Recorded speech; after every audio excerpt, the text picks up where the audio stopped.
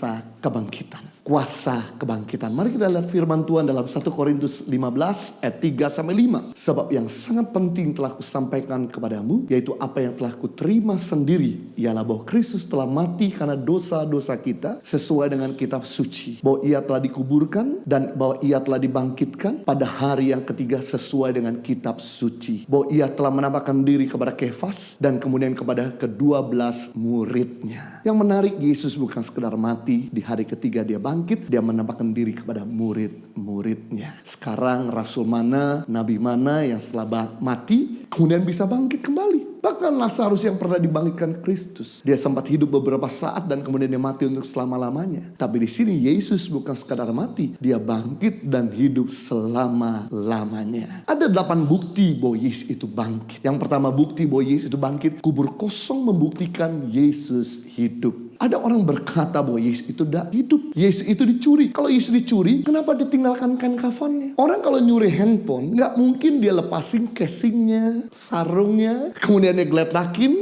sarungnya dan dia ambil isinya. Orang kalau nyuri handphone pasti dia ambil isi berikut dengan sarungnya. Karena perlu waktu untuk membuka sarungnya. Sama halnya tubuh Yesus itu 70-80 kilo. Untuk bisa lepaskan kain kafan butuh 3 orang mengangkatnya dan membukanya. Perlu waktu. Jadi Yesus tidak dicuri. Yesus itu bangkit. Kalau Yesus dicuri, cepat atau lambat akan terbukti mayatnya ada di mana. Bahkan kubur itu disil. Menurut hukum Romawi, kalau ada yang buka Rolling Stone, pintu kubur akan kena sanksi, kena denda. Jadi Yesus bukan dicuri, tapi Yesus bangkit. Yang kedua, bukti bahwa Yesus itu bangkit, Yesus menampakkan diri kepada murid-muridnya. Yesus menampakkan diri kepada Petrus waktu kembali memancing ikan. Yesus menampakkan diri kepada Thomas yang gak percaya bahwa Yesus hidup sampai dia membuktikan jarinya di lubang paku. Yesus menampakkan diri kepada 2 muridnya dalam perjalanan ke Emmaus. Yesus bahkan membuktikan bahwa dia minta ikan sama murid-muridnya, ikan goreng. Yesus bisa fellowship selama 40 hari kepada murid-murid, membuktikan bahwa Yesus hidup karena dia sendiri menampakkan diri selama 40 hari dan mengajar firman Tuhan tentang kerajaan Allah. Yang ketiga, bukti bahwa Yesus itu bangkit, kenaikan yang di surga disaksikan oleh 500 murid-muridnya. Ada orang berkata bahwa dia sering naik turun surga. Kalau memang benar bahwa dia sering naik turun surga, pasti ada buktinya. Siapa itu? Saksi. Nah, Yesus betul-betul disaksikan oleh 500 murid-muridnya ketika naik ke surga. Yang keempat, bukti bahwa Yesus itu bangkit, para muridnya hidupnya berubah. Murid-murid Yesus yang penakut jadi pemberani, Petrus yang menyangkal Yesus 3 kali. Kemudian ketika menyaksikan Yesus hidup dan dia memberitakan Injil dan dia matinya di Roma, disalib terbalik. Thomas yang tidak percaya bahwa Yesus itu hidup, kemudian dia menyaksikan bahwa Yesus itu hidup. Dia pergi ke India memberitakan Injil dan mati di sana. Semua murid-murid yang takut ketika Yesus ditangkap pada waktu di Taman Getsemani, maka mereka semua murid-murid jadi pemberani. Bahkan orang Yahudi yang terkenal dengan kaya, pelit, pinter, tapi ketika menyaksikan bahwa Yesus itu hidup, menjadi orang-orang Yahudi yang murah hati.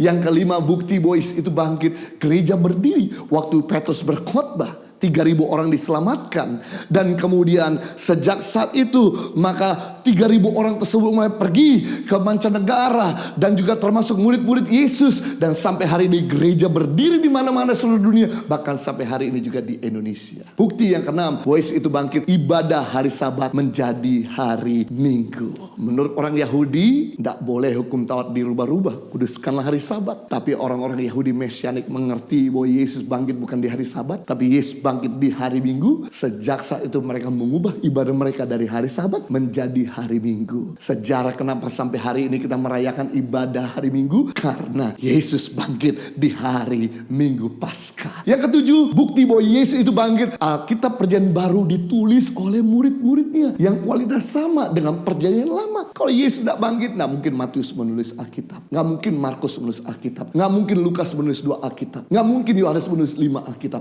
nggak mungkin Rasul Paulus menulis 13 kitab yang dimana kualitasnya sama dengan kualitas Perjanjian Lama, penggenapan dari Perjanjian Lama. Amazing. Yang kedelapan, bukti bahwa Yesus itu bangkit, mujizat masih terjadi dalam nama Yesus. Sekarang rasul mana, nabi mana, tokoh agama mana yang namanya bisa menyembuhkan orang sakit, yang namanya bisa membebaskan orang dari kuasa kegelapan atau mengusir roh jahat. Dalam nama Yohanes Kristianus, roh jahat pergi. Siapa kamu? Dalam nama Yohanes Kristianus, segala sakit penyakit pergi. Siapa kamu? Tapi yang luar biasa, nama Yesus berkuasa dari dulu, sekarang, sampai selama-lamanya. Dalam nama Yesus ada kesembuhan. Dalam nama Yesus setan iblis lari. Nah, kalau ada 8 bukti bahwa Yesus itu bangkit, amat sukar bagi orang mengatakan bahwa Yesus tidak hidup. Nah, sekarang menjadi pertanyaan adalah, setelah Yesus itu bangkit, dampaknya dalam hidup kita apa?